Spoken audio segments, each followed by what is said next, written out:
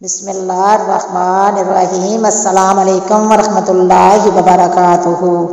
فرعون کو شیطان کی نصیحت۔ ایک مرتبہ فرعون کے سامنے شیطان ظاہر ہوا۔ اس نے فرعون سے پوچھا کہ تجھے کس نے خدا بنایا ہے اور تیرے اندر کون سا ایسا کمال ہے کہ تو اپنے آپ کو خدا سمجھ بیٹھا؟ تو فرعون نے کہا کہ میرے پاس بہت بڑی طاقت ہے، میرے پاس بہت سا سونا ہے، چاندی ہے، ہیرے ہیں، جوہرات ہیں اور میں بہت بڑے ملک کا مالک ہوں۔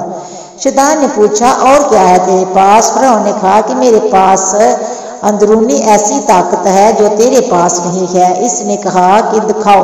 فرعون نے فوراً حکم دیا کہ اسی وقت 1000 جادوگر بلائے جائے اور وہ سب مل کر اس شیطان کو اپنی پھونکوں اور اثر سے اڑا دیں۔ انہوں نے اپنے جادو کو دکھایا۔ شیطان کو بھی اللہ تعالیٰ نے بہت بڑا علم دیا تھا۔ شیطان نے ایک پھونک ماری، سارے جادوگروں کے اثرات ختم ہو گئے۔ دوسری مرتبہ پھر ان 1000 جادوگروں نے اپنا جادو دکھایا۔ شیطان نے پھر ایک پھونک ماری جس سے پھر ان کا اثر ختم ہو گیا۔ ان جادوگروں نے پھر آخری جادوگر دکھایا۔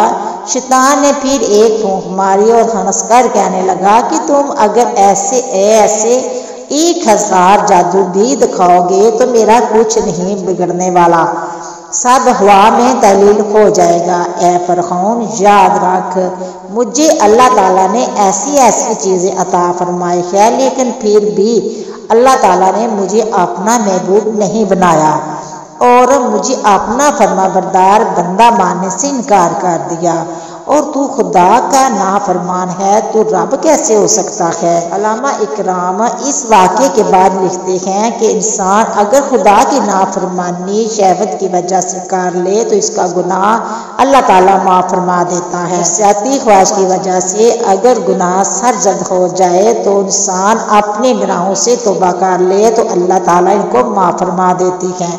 لیکن اگر کوئی تکبر اور غرور کرے تو اس کو توبہ کی توفیق نہیں دیتے، یعنی تکبر اور غرور کی وجہ سے تو توبہ جیسی نعمت سے محروم ہو جاتا ہے۔ اللہ تعالیٰ ہم سب کی حفاظت فرمائے اور شیطان کے شر سے محفوظ رکھے۔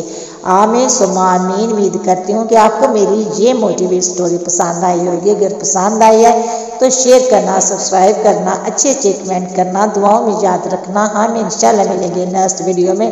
تب تک اوکے، اللہ حافظ۔